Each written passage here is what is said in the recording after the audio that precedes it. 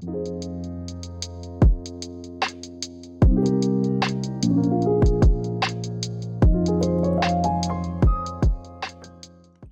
we're going to be talking about a superb release from Birdbox Records, one that completely exceeded my expectations and then some.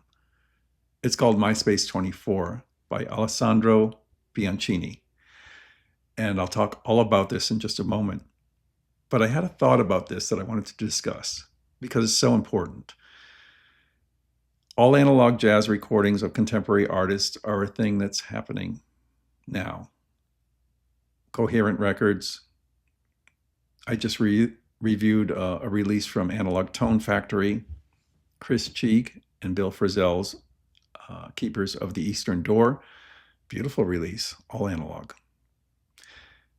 I think some of us, though, and I'm guilty of this myself, get stuck in the past. We want to focus on the golden era of jazz, which is the late 50s, early 60s, and focus on picking up, reissues of our favorite jazz artists from those time periods.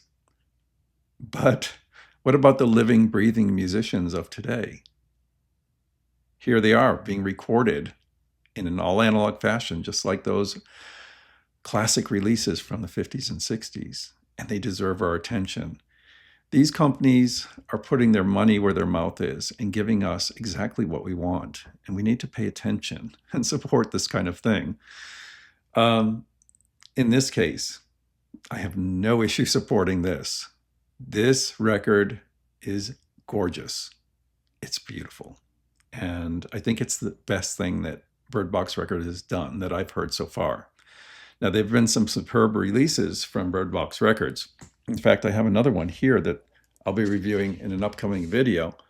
It's called Romantique Dunia by Francesco Mascio. So a beautiful guitar-based jazz album. These people are passionate about recording their artists in the best way possible using modern techniques and vintage techniques. And that means all analog to tape. And I could tell from the email that I got from Lorenzo Vella talking about this release and asking me if I wanted to hear it. He was so excited about it. He said, "Oh, it's pure analog from start to finish." And I could tell that he felt it was probably their best release thus far. The artist is Alessandro Bianchini. He is a young man. He's pictured here on this insert that comes with the record. I've read his bio, and it's extremely impressive.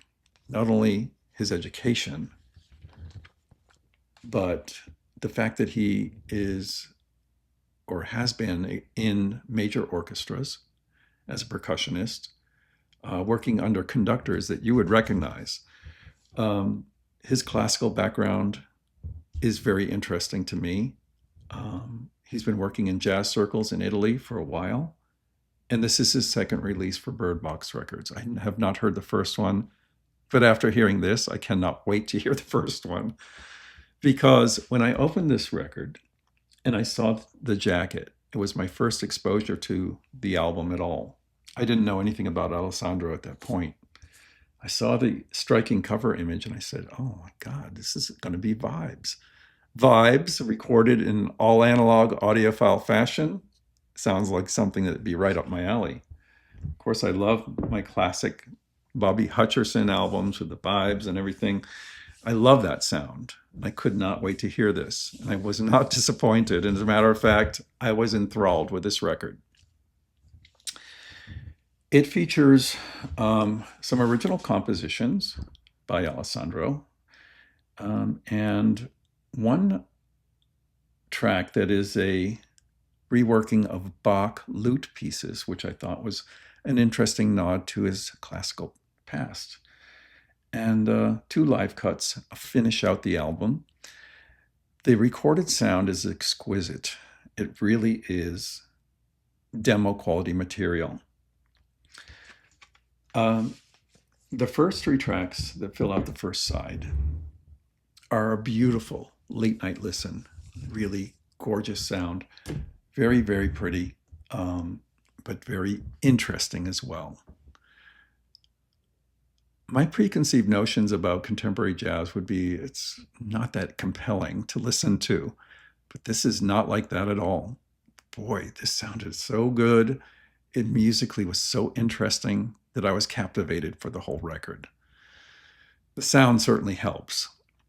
Right from the beginning, you hear a rhythmic clapping that opens the first track, comes out of black silence, and it's so striking to hear the clap and the decay. But then when the band starts to come in and you hear the tones of the vibraphone, you're like, oh, this is going to be a sonic treat, audiophile ear candy, and it is.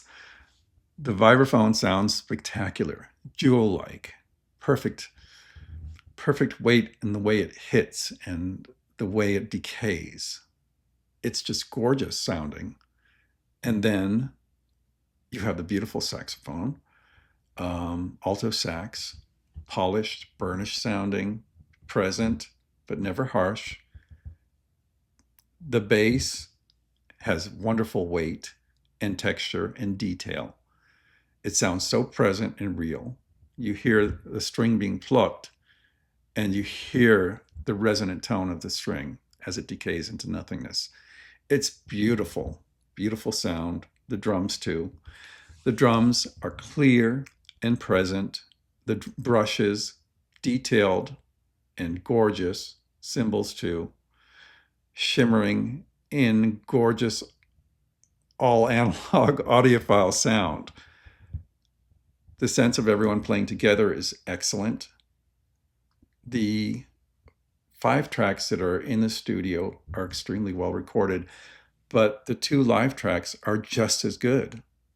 There's a little bit of audience you hear at the beginning and end of those tracks, but otherwise it sounds just as good as the rest of the album. It's a perfect late night listen, especially side 1. Just gorgeous sound caressing you. And the second side, there is a little bit of a lift in tempo, but not aggressively so. The whole album is, how can I say this? It's one of those albums you kick back into not only relish in the sound, but also in the magnificent performances throughout. The other players on this record are Lorenzo Simoni on alto sax, Marco Mitchell on double bass, Khalid Bendela on drums. And on the live tracks, they have a different bass player and drummer. So Giacomo Papetti is on double bass in the live cuts, and Simone Brilli on drums. Wonderful, wonderful record. Really superb sound. There are 300 copies of this record that are numbered. I reached out to the PR person for Birdbox Records and asked about that. I said, what if this sells out? Is that it? And they said, no. I said, if it does sell well, we will press another 300 from the same plates, and it'll assumably be unnumbered. Releases like this deserve the attention of the audiophile community and the support. These companies are really pouring their heart and soul into this, and I know Lorenzo Vella and the musicians on this album really poured everything into this record to make it very, very special, and it is. It's one of the biggest surprises I've had in some time, and I'm so delighted that it came out so well. If you're interested in hearing a track from this, I'm going to leave a YouTube link that shows Alessandro performing one of the tracks from this album, and I think you'll be very impressed. Let me know what you think in the comments. Is this something that you would like to support? I think everyone should consider it. And until next time, I'm Scott from The Pressing Matters. Have a great day.